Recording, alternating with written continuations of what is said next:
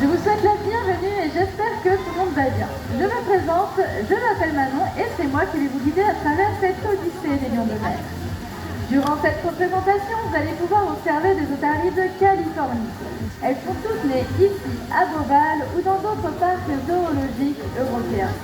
Elles restent néanmoins des animaux sauvages qui sont entraînés et non domestiqués.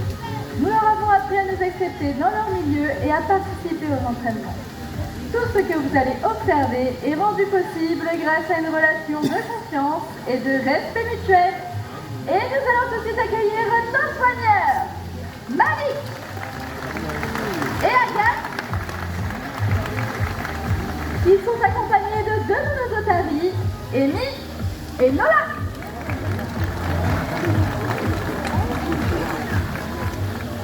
Et nous allons dans un premier temps vous expliquer comment nous entraînons nos animaux. Il faut savoir que nous utilisons une méthode positive. C'est-à-dire que si l'animal réalise correctement ce qu'on lui demande, il sera récompensé par des poissons, des caresses ou même encore des jeux. En revanche, s'il n'est pas coopératif, eh bien il ne se passera absolument rien, nous allons passer à autre chose et nous reviendrons vers lui lorsqu'il sera plus motivé. Pour l'entraînement, il va falloir dans un premier temps créer une forte relation de confiance avec nos animaux et nous allons également avoir besoin de deux outils indispensables. Le premier, c'est le gilet que nous portons autour du cou. Et le second, c'est la target. Alors la target, qu'est-ce que c'est? C'est tout simplement ces bambous avec un embout coloré qui peuvent également être remplacés par le poing du soigneur. Lorsque nous allons commencer l'apprentissage, nous allons présenter la target à l'animal.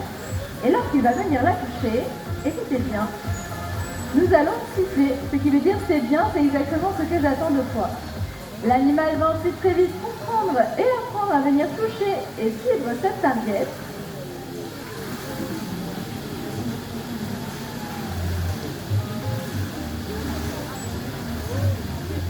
Par la suite, nous allons pouvoir l'utiliser tel un crayon afin de dessiner le comportement à apprendre. On va pouvoir voir ça avec les lignes sur le supérieur arrière. Finalement, Malik va utiliser sa target comme le prolongement de son bras et va pouvoir dessiner le comportement.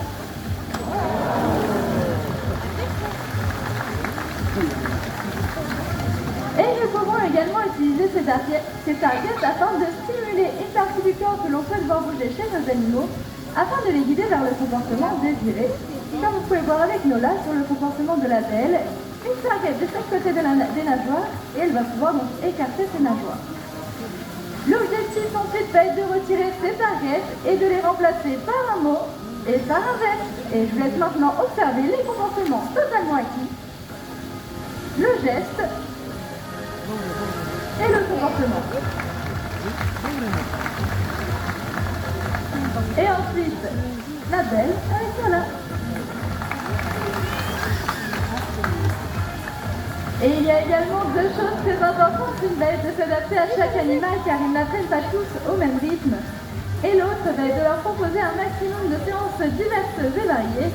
C'est pourquoi nous avons mis en place 12 versions de cette représentation afin que nos animaux ne tombent pas dans une certaine routine. Et je ne sais pas si vous le savez, mais les otaries font partie de l'ordre des pinnipèdes, qui comprend les phoques, les morses et les éléphants de mer. Les morses sont facilement reconnaissables grâce à leur grande défense. Vous avez une photo juste derrière nous. Les éléphants de mer, quant à eux, ils sont très imposants et pour les mâles, ils possèdent un nez en forme de trompe et peuvent peser jusqu'à 4 tonnes. Néanmoins, phoques et otaries sont très souvent confondus, alors on va aujourd'hui vous donner quelques astuces pour ne plus vous tromper. Et la première différence se situe sur la tête de nos animaux et elle est toute petite. Regardez bien sur celle de Nola ou même encore celle de Amy, vous allez pouvoir apercevoir des toutes petites oreilles, des pavillons externes.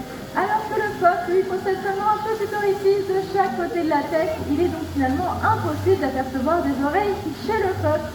Et vous avez d'ailleurs une parfaite différence juste derrière sur l'écran géant. Parlons maintenant de la deuxième différence qui va concerner cette fois-ci le déplacement dans l'eau.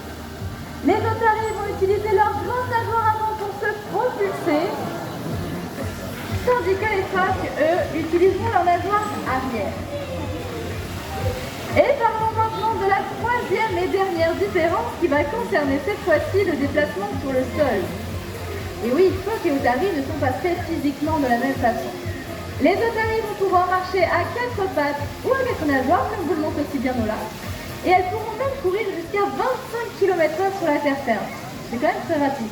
Alors que les phoques, eux, ne pourront pas soulever le poids de leur corps pour se déplacer. Et d'ailleurs, regardez bien, puisque Ellie va tout de suite vous faire une petite imitation du déplacement des phoques.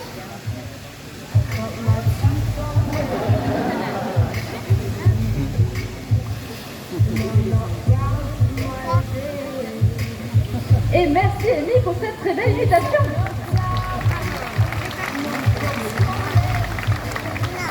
Alors nous avons évoqué des différences, mais sachez qu'il y a également des points communs. Tous ces animaux sont des mammifères et ils possèdent donc tous du poil. Alors c'est vrai que comme ça on pourrait croire que finalement leur peau est toute lisse. Mais regardez juste derrière nous. On vous a fait 2 photos de Grace, une femelle de notre groupe, et on peut voir que sur le dessus de la tête elle est beaucoup plus claire. Alors pourquoi? Tout simplement car les otaries vont avoir un court pelage d'environ 1 cm et lorsqu'il va sécher, il va s'épaissir et s'éclaircir. Donc là finalement on voit bien la différence et la démarcation entre le côté sec au-dessus de la tête et le côté mouillé au niveau du poitrail finalement, comme vous pouvez voir Nola et Amy ici présents. Alors est-ce que tout ça est plus clair pour vous? Vous êtes sûrs? Oui, alors attention, interrogation surprise juste